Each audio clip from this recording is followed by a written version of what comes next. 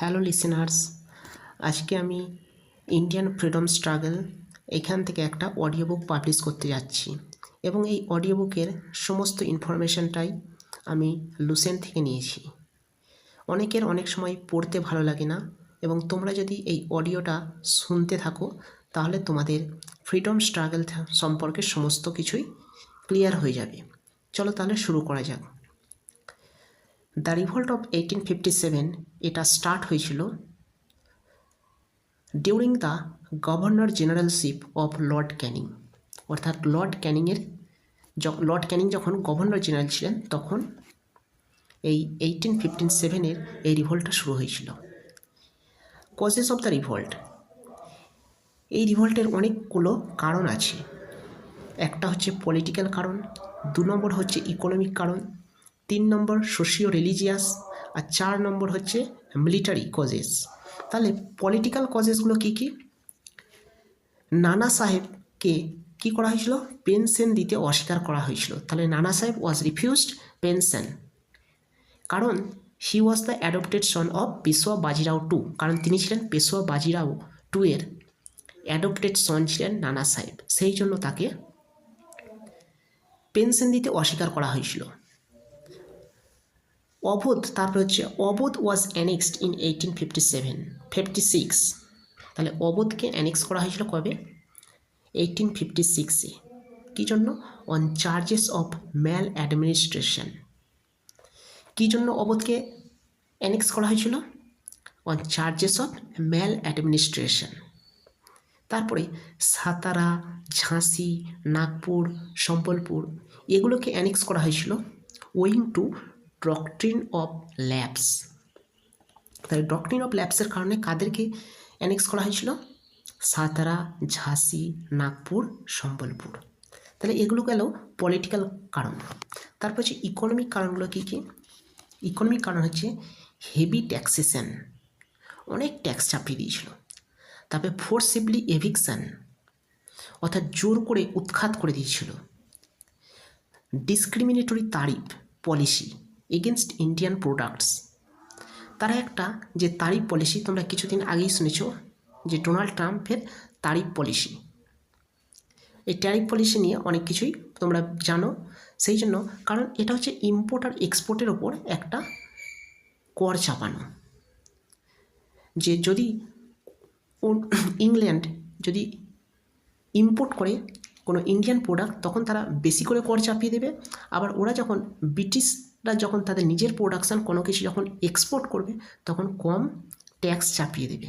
এটা হচ্ছে তারিফ পলিসি। এরপরে চলে যাচ্ছি আমরা সোশিও রিলিজিয়াস কজ। তাহলে সোশিও রিলিজিয়াস কজগুলো কী কী? British social reforms. Socio religious cause হচ্ছে দুটো মেন কারণ। একটা হচ্ছে অ্যাবলিশন অফ সতী, যেটা হয়েছিল 1829 1829-এ। আর একটা হচ্ছে উইডো রিম্যারেজ অ্যাক্ট, যেটা হয়েছিল 1856-এ। তাহলে এই সতী এবং সতীর অ্যাবলিশন হওয়া এবং উইডো রিম্যারেজ অ্যাক্ট এগুলো তো ভালো, কিন্তু ভালো হলেও এটা হার্টেড করেছিল কাদেরকে? The sentiment of orthodox and conservative people, এদেরকে হার্ট করেছিল, সেই জন্য তারা এটা মেনে নিতে পারেনি। তারপর হচ্ছে মিলিটারি কজেস কী কী? ডিসক্রিমিনেশন উইথ ইন্ডিয়ান সোলজার্স, তারা ইন্ডিয়ান সোলজারদের সঙ্গে এক ডিসক্রিমিনেট করত। তাহলে আমরা 4টে কারণ পেয়ে গেলাম। এরপরে চলে আসছি ইমিডিয়েট কজ কী কী হয়েছিল। এই যে রিভল্ট অফ 1857 এর ইমিডিয়েট কজটা কী, কী জন্য বা কীভাবে তারা শুরু হলো? দেখো, তোমরা সকলেই জানো এনফিল্ড রাইফেল, যার কার্ট্রিজেসগুলো তৈরি করা হয়েছিল, এটা একটা রিউমার স্প্রেড করেছিল যে made of beef and pork, যেটা কি হয়েছিল, যেটা যারা অর্থোডক্স বা যে সমস্ত হিন্দু মুসলিম তাদের মধ্যে একটা ঘৃণা তৈরি হয়েছিল ব্রিটিশদের বিরুদ্ধে। এটা হচ্ছে ইমিডিয়েট কজ, যে এনফিল্ড রাইফেল থেকেই শুরু হয়েছে। তারপরে চলে আসছে কীভাবে এটা স্প্রেড হয়েছে এই রিভল্টটা। মার্চ 29, 1857-এ Indian sepoy and Indian sepoy of 34 native infantry, 34 নম্বর নেটিভ ইনফ্যান্ট্রি মঙ্গল পাণ্ডে, এই 34 নম্বর নেটিভ ইনফ্যান্ট্রিতে কে ছিলেন? Mangal Pandey. Killed 2 British officers, দুজন ব্রিটিশ অফিসারকে মেরে দিয়েছিলেন, যার নাম হচ্ছে হিউজসন এবং বগ। তো এই বগের স্পেলিং হচ্ছে BAUGH, বগ।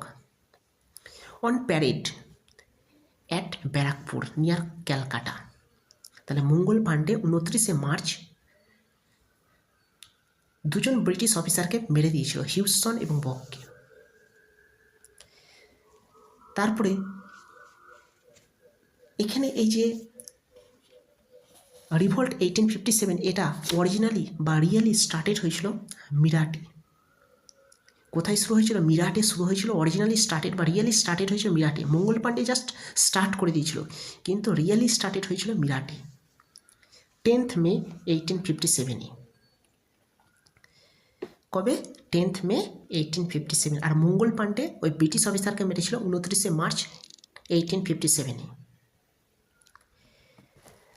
এবং এই যে এটাও শুরু হয়েছিল এই একই কারণ মঙ্গল পাণ্ডে শুরু করেছিল এই একই কারণ, যে refusal to use the গ্রিসড কার্ট্রিজেস।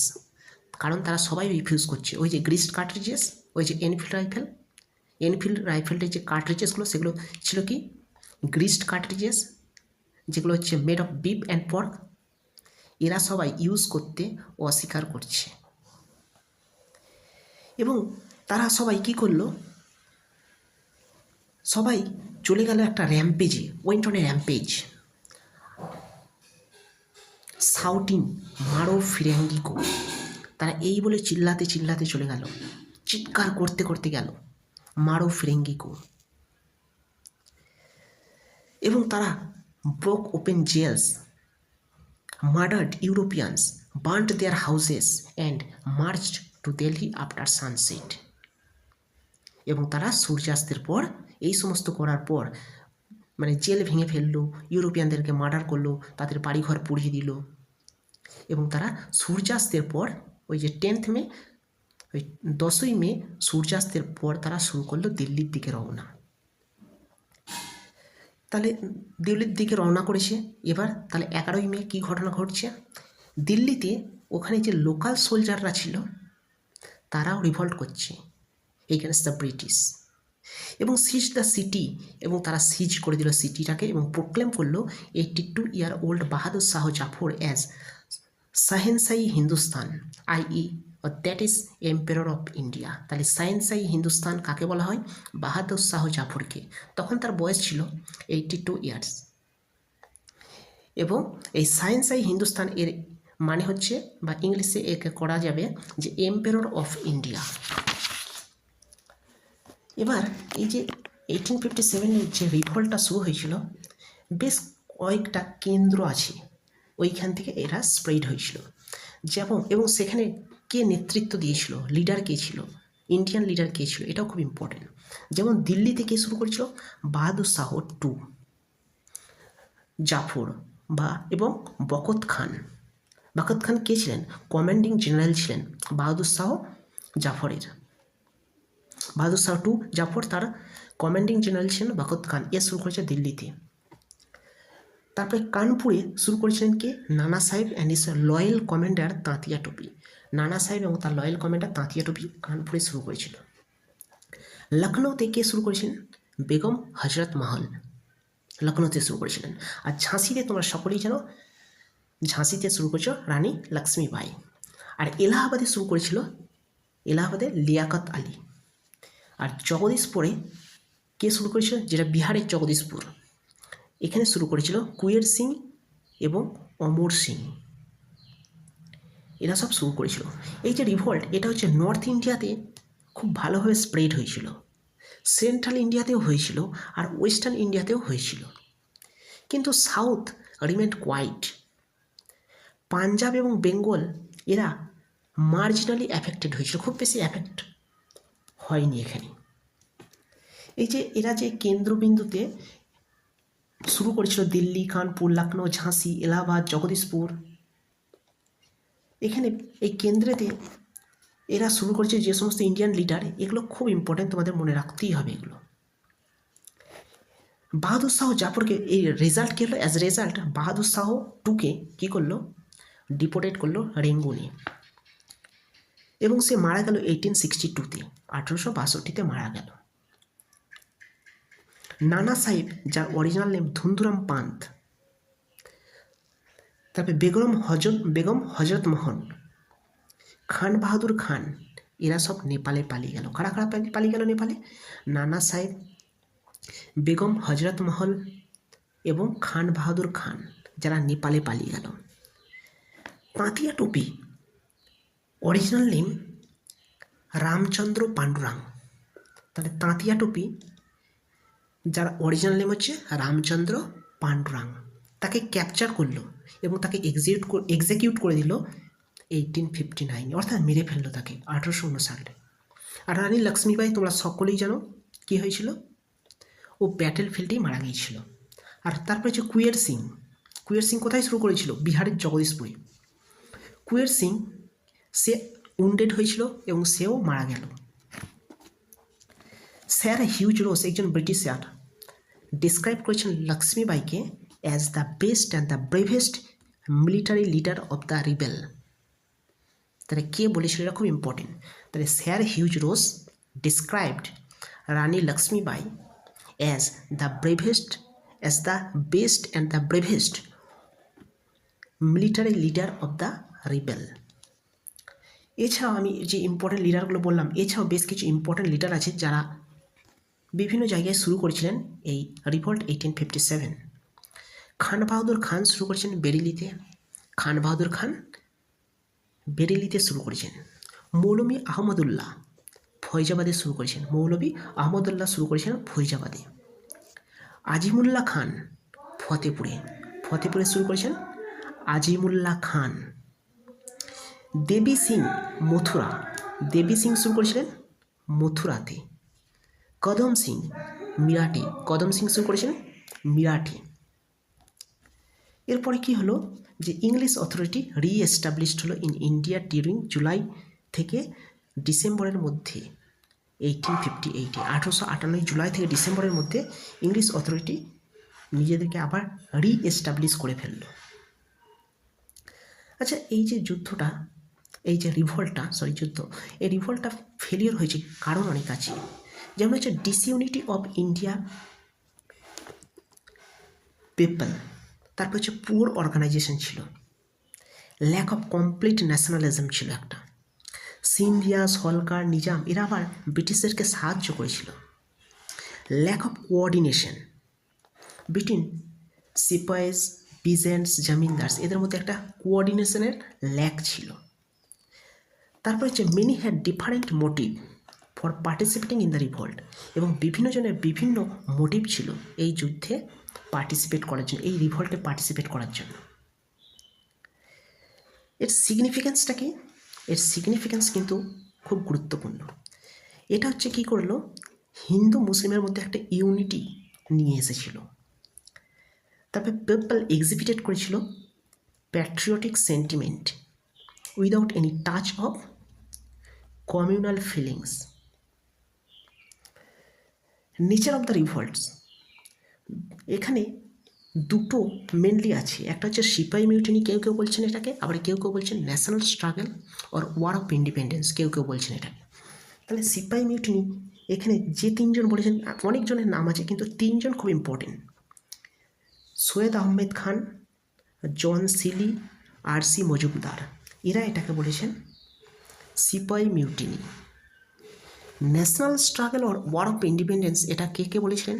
Benjamin ডায়ার্সলি, Karl Marx, VD Savarkar, KM. Panikkar, এরা সব বলেছিলেন national struggle or were of independence. আরেকবার বলছি, বেঞ্জামিন ডায়ার্সলি, কার্ল মার্কস, ভিডি সাভারকার, কে.এম. পানিকার। বিভিন্নজন বিভিন্ন রকম মতবাদ দিয়েছেন, এই মতবাদগুলো খুব important. Racial struggle or black white struggle, Metli বলেছেন। মেটলি কি বলেছেন? Racial struggle or black white struggle. Religious struggle or Hindu Muslim Christian struggle, Rees বলেছেন। দেখো আর religious struggle or Hindu Muslim Christian struggle, Rees REES Rees বলেছিলেন এটাকে। আর civilisation barbarism conflict or English Indian conflict TR Holmes.